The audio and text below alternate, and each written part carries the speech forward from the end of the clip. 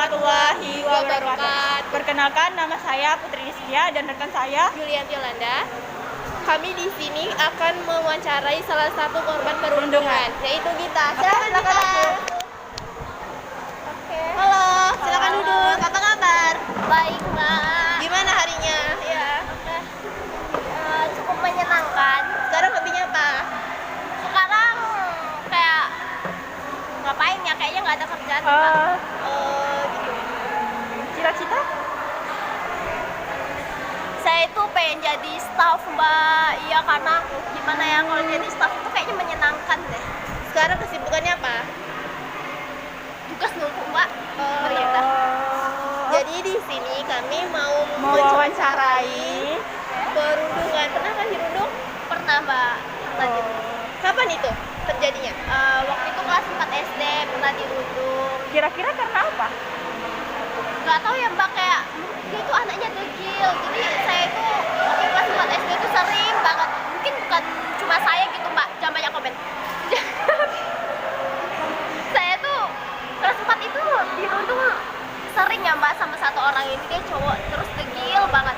Kayaknya bukan cuma saya aja yang dirundung, yang lain juga gitu. Soalnya memang kayak degil orangnya. Oh, di mana itu? Di sekolah. Ya, di sekolah. Sering ya di sekolah terjadi. Iya, sering. Dia juga tetangga saya, Mbak. Kapan dia nih? SD, SMP, SMA? SD, kelas SD, kelas 4 SD.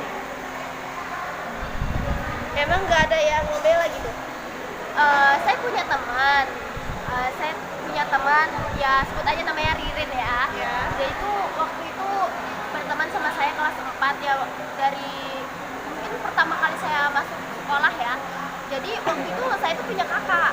Saya lupa kelas berapa waktu itu ya kakak saya. Terus dia itu juga sering gitu kayak ngaduin kalau saya itu sering dirundung gitu. Terus waktu itu kakak saya juga sering ngebela, tapi anaknya tengil loh, Mbak, susah dikasih tahu. Jadi waktu itu pernah berantem juga sama kakak saya gara-gara dia sering ngerundung saya gitu. Apa perasaanmu pada saat itu?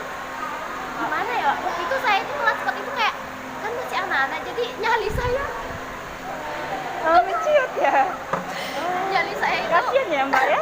iya, Mbak, nyali saya itu kayak nggak ada mungkin bahkan waktu itu kalau misalkan kayak dieji atau apa belum berani ngelawan. Jadi waktu itu ya mungkin teman saya itu kasihan, jadi dia sering ngadu ke kakak saya. Terus ya di situ kalau di sekolahan itu ya kawan-kawan deket saya, terus kayak kakak saya aja yang ngebela. Kira-kira pelakunya itu siapa ya, Mbak? Inisial aja?